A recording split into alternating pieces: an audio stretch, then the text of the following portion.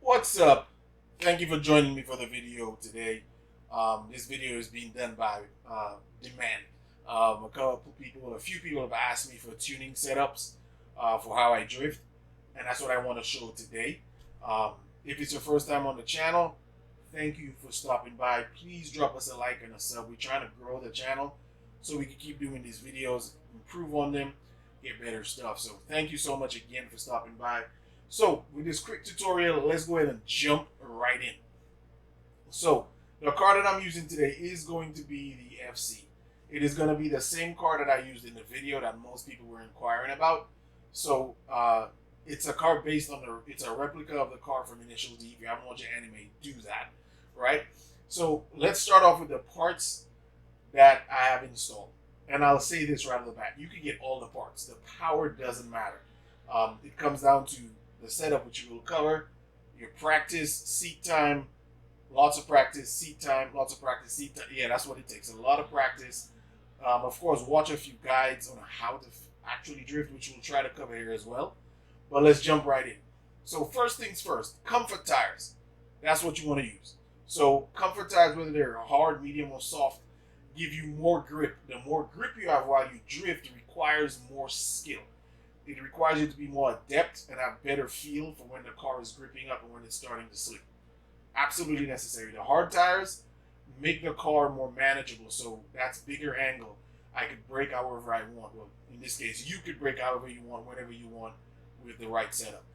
So, tires, comfort hard. Now let's jump in. There are a few parts that you must have. They're the essential parts. The parts that are absolutely needed are going to be the suspension, the LSD, the steering angle kit, and the anti-lag system. Yeah, because the pops are really cool. The anti-lag, okay?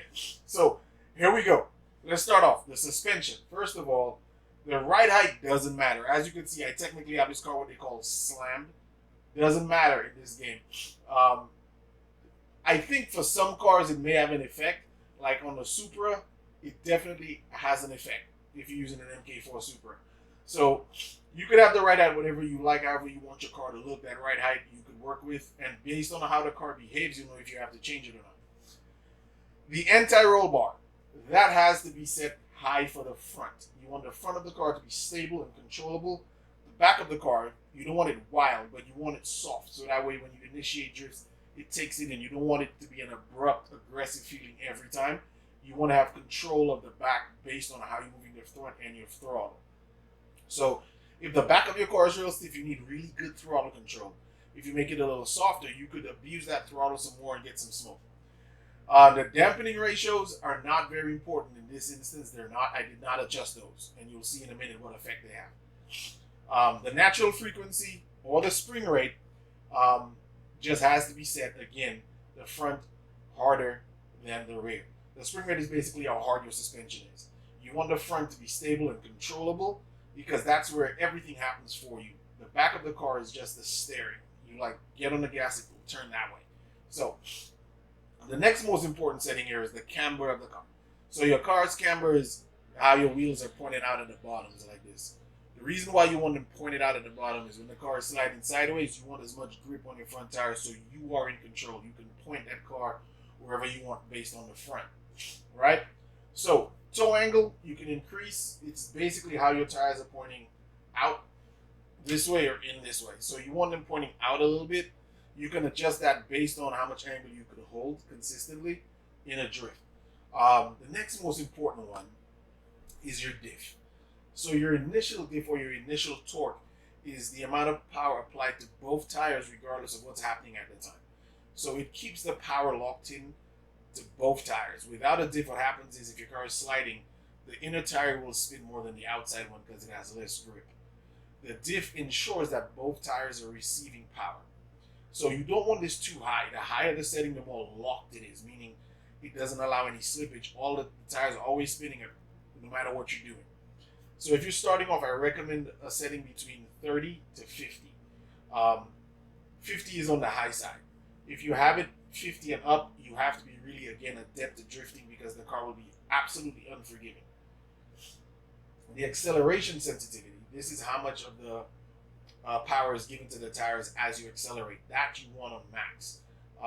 You want to be able to get on the throttle and spin both tires whenever you want. That's what drifting is about.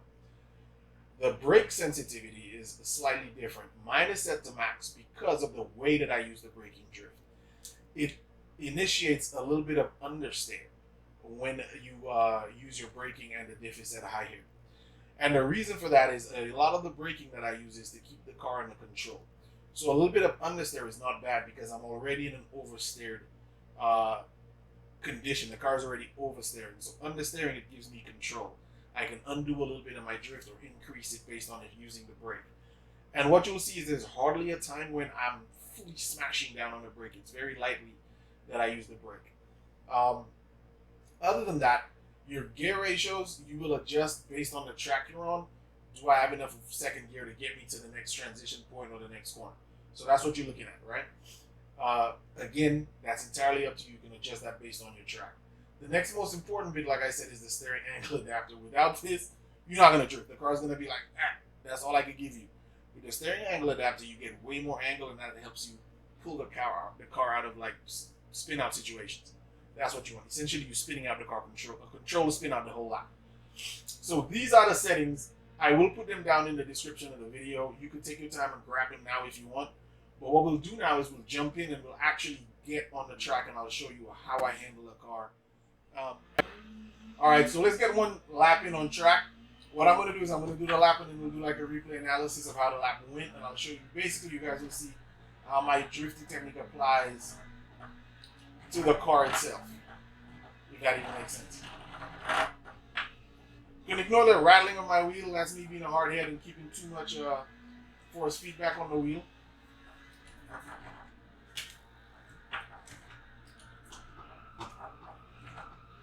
That actually was pretty terrible.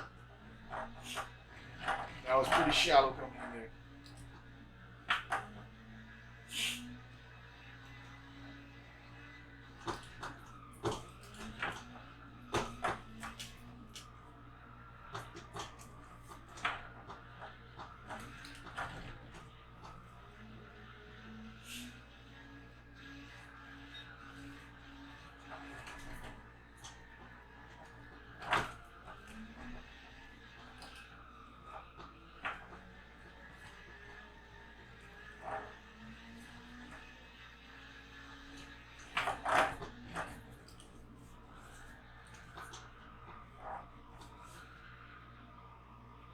Okay, that was terrible.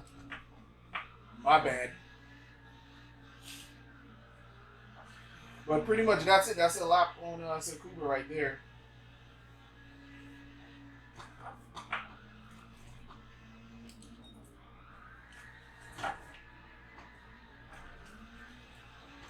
Oh, terrible understeer right there.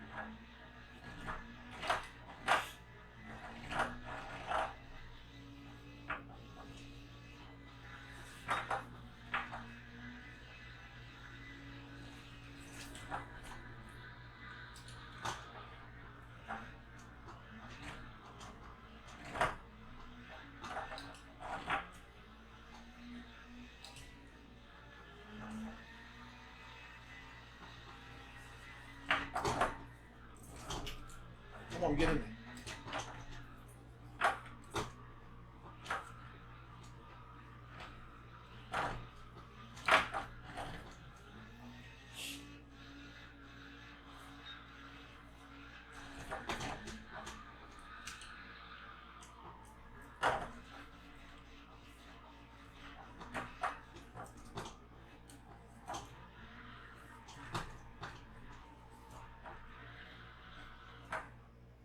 There it is. So let's check out that replay, and let's see if I can give you all like a quick breakdown of how I drift step by step.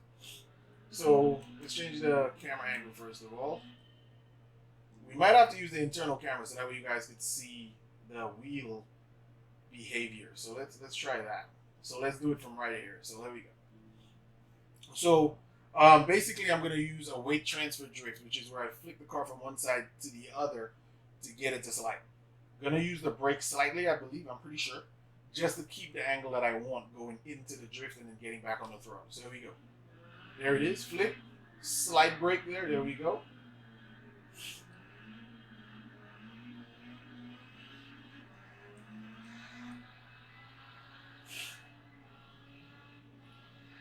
This point just comes down to controlling the car with the steering wheel. And transitioning there, we're going to go into third gear and I'm going to yank the handbrake. As you can see, the E-brake is yanked. The brake is fully pressed. This is actually a terrible, let me see, what camera angle can we get? It'll look good on the replay, but as a drifter, it's back. Because look, I'm holding the handbrake out. It's just back. In any case, we get back on the throttle. We're using the throttle generously here because we're coming out of a corner. We want to keep control of the position of the car and speed. I'm going to go down into third, into second, and then brake. And there was some brake and throttle action going on there because what I wanted to do was slow the front of the car down, keep it in, and then get on the throttle to get the back of the car out.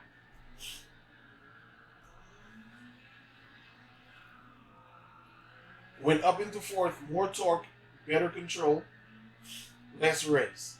The revs up now is fine, but here I definitely mess up when I go into second gear.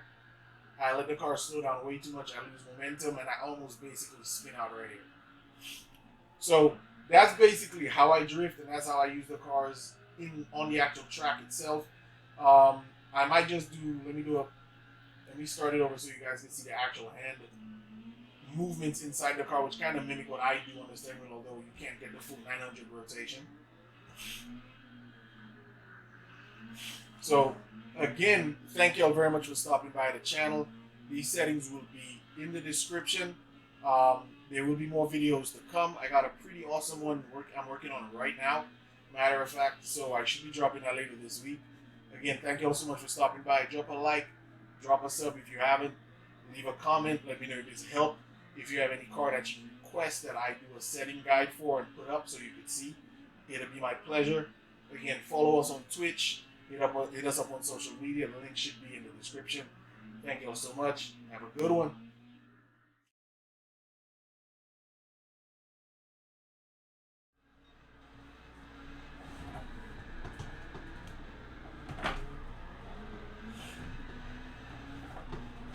Oh, wow. Well, that's going in the blooper reel.